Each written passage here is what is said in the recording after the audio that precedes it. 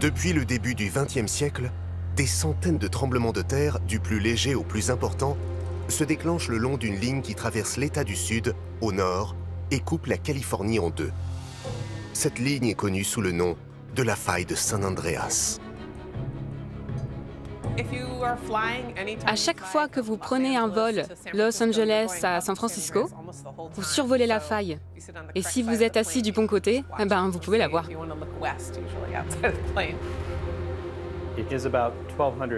La faille fait environ 1200 km de long. Et si vous voyez, par exemple, des petites montagnes, des monticules, du relief, ça veut dire que c'est la faille. Dans les photos qui la représentent, la terre est comme ondulée. Le chemin suivi par la faille met en péril plus de 2 tiers de la population californienne, soit presque 30 millions d'habitants. Le long de la faille de San Andreas, il y a déjà plusieurs très grandes villes. Il y a bien sûr au sud San Diego, Los Angeles. Los Angeles, c'est quand même plus de 10 millions d'habitants, et plus au nord, San Francisco. Et donc, elle provoque des tremblements de terre extrêmement puissants, de magnitude supérieure à 7 ou 8, et puis dans des zones quand même très peuplées. J'ai vécu beaucoup de grands tremblements de terre dans ma vie, et nous vivons dans une région sismique. Nous ne devons jamais oublier que les séismes peuvent arriver. La question n'est pas est-ce qu'ils vont arriver, mais quand. La Californie est une des zones les plus sismiques au monde, mais aussi une des plus peuplées. Quand et avec quelle puissance aura lieu le Big One? Cette question se pose depuis le début du XXe siècle, lorsqu'un séisme gigantesque inexpliqué détruit la plus grande ville californienne, San Francisco. 1906. La ville est en plein essor, ses rues grouillent et son activité est incessante. Mais quelques heures plus tard, son destin va basculer. 5h10, la terre se met à trembler. Plus de 40 secondes de terreur pour les habitants encore endormis.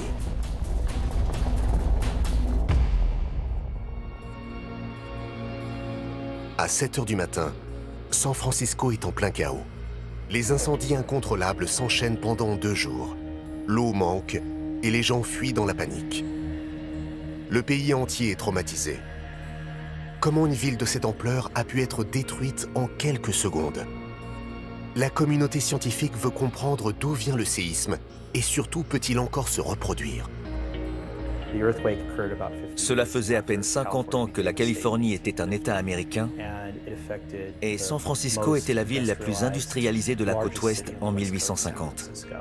Ça a marqué l'histoire comme étant le tremblement de terre qui a détruit une très grande ville et où la population a été très touchée. Parce que ça a impacté une très grande ville, San Francisco, sur une très grande surface, les scientifiques se sont mobilisés pour comprendre ce qu'il s'était passé. Une équipe de scientifiques est rapidement mise sur pied, avec à sa tête Andrew Lawson, un chercheur de l'université de Berkeley.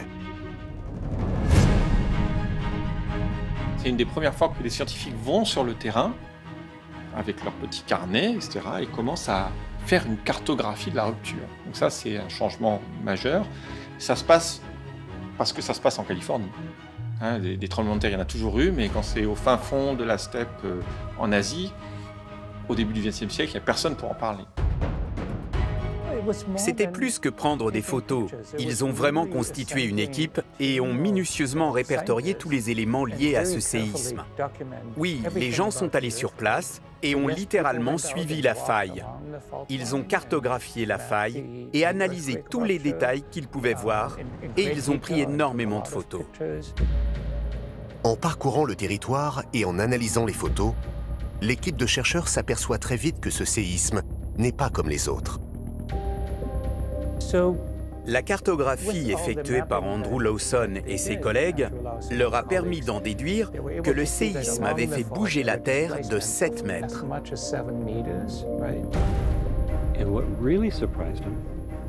Ce qui les a surpris, c'est que la faille coulisse. C'est différent des autres failles qu'ils connaissaient, qui en général s'enfoncent, alors que celle-ci coulisse. Et ça a été la première fois finalement qu'on a réalisé que la Terre se déformait. C'est un peu là que se fait le déclic. Le tremblement de terre de San Francisco a déplacé la Terre du nord au sud. De gigantesques quantités de sol ont littéralement glissé l'une par rapport à l'autre. Qu'est-ce qu'ils voient? Ils voient surtout des clôtures, des routes, parfois aussi des objets naturels, le lit d'une rivière, qui sont décalés par la faille. Il savait que loin de la faille, ça bougeait. Ça, il le savait. Donc il a construit cette théorie dite du rebond élastique, où la faille loin se déforme, mais est bloquée parce que ça frotte, jusqu'au moment où, tac, il y a le rebond élastique. On peut imaginer ça comme étirer un élastique avant qu'il casse. Donc on peut l'étirer très longtemps avant qu'au final, il finisse par casser. Donc la faille fonctionne presque de la même manière. Pendant de nombreuses années, on peut la déformer. Et puis à un moment, qu'on aimerait tous pouvoir prédire, elle va rompre dans un séisme presque instantané. Mais pourquoi la Terre bouge? À l'époque, personne ne peut y répondre.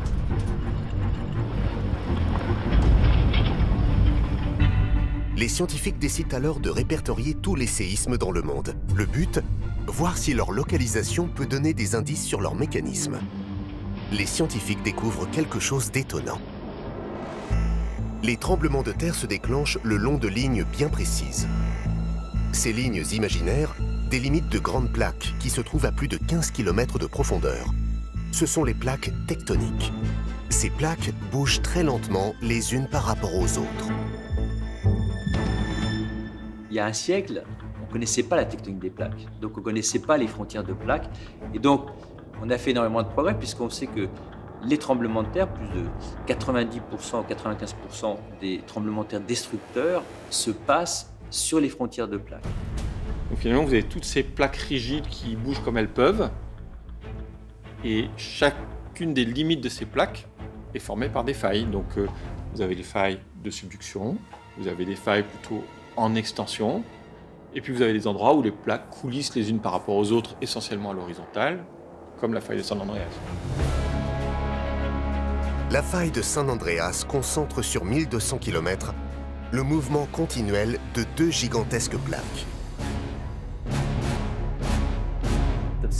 La faille de San Andreas est en fait une frontière entre la plaque nord-atlantique à l'est et la plaque pacifique à l'ouest. Et celle-ci bouge vers le nord. Votre ongle de pouce grandit de 50 mm par an. Eh bien, c'est le mouvement de la faille. De la même manière, Los Angeles se rapproche de San Francisco d'environ 50 mm par an. Le principe, c'est que les plaques tectoniques bougent continuellement l'une par rapport à l'autre. Elles sont bloquées au niveau de la faille, mais partout ailleurs, elles bougent. Et l'énergie accumulée doit être relâchée en un tremblement de terre. Vous accumulez des forces tectoniques, comme on dit, et puis il y a un moment, on dépasse le seuil de rupture. Et le seuil de rupture, c'est le tremblement de terre. Et ce tremblement de terre, eh bien, il va permettre de remettre à niveau les deux côtés de la faille. Et après, il y a un nouveau cycle sismique qui va commencer avec de nouveau cette accumulation des forces tectoniques et puis de nouveau des tremblements de terre. Les scientifiques comprennent que la faille est bloquée au niveau de la Californie, alors que les gigantesques plaques tectoniques continuent à bouger du milieu de l'océan Atlantique à l'est jusqu'au bord de la Russie à l'ouest. On peut mesurer la vitesse à laquelle ces failles bougent. Donc on sait quel est le déficit de glissement qui est accumulé sur ces failles. Donc là, on a déjà dépassé finalement la quantité de glissement qui a été relâchée pendant les grands séismes passés. Donc, globalement, on est prêt à lâcher la même chose. L'inquiétude est qu'il va y avoir un gros séisme, un big one, comme on dit, avec une magnitude de 7 ou 8, ce qui est vraiment un grand tremblement de terre sur la faille de San Andreas. Un séisme d'une telle magnitude pourrait, selon les experts, causer des centaines de morts, des milliers de blessés et de sans-abri, et engendrer des millions de dollars de dégâts. Les enjeux sont colossaux. C'est pourquoi les scientifiques n'ont qu'une idée, pouvoir prédire quand le Big One aura lieu avec précision. Le quand, ça dépend de l'échelle de temps qu'on considère. Si on parle de l'échelle du siècle, oui, on est capable de prédire, on sait qu'il va y avoir un très gros tremblement de terre dans le siècle qui vient, mais ce n'est pas celle qui nous intéresse d'un point de vue sociétal. Je parle tout le temps de l'échelle des compagnies d'assurance qui veulent qu'on prédise les tremblements de terre à moins de 3 jours, parce que sinon, si on déplace toute une population comme Los Angeles pendant plus de 3 jours, ça a un tel coût financier que c'est pas rentable, il vaut mieux qu'il y ait des dégâts et qu'on indemnise les gens. Voilà. Donc c'est un calcul un peu cynique, mais c'est un peu comme ça qu'il faut raisonner. Pour pouvoir prédire le prochain tremblement de terre, il faut connaître le mouvement de la faille dans ses moindres détails. Les scientifiques vont alors la cartographier de long en large sur ses 1200 km. Ils obtiennent alors un tracé précis du chemin qu'elle emprunte. Elle commence sur les rivages du Salton Lake, au sud de la Californie.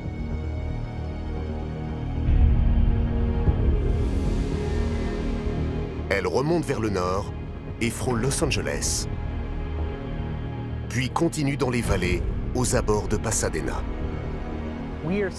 On se tient ici entre les deux plaques tectoniques. D'un côté, il y a la plaque pacifique et de l'autre, la plaque nord-américaine. S'il y a un séisme ici, voilà ce qu'il va se passer.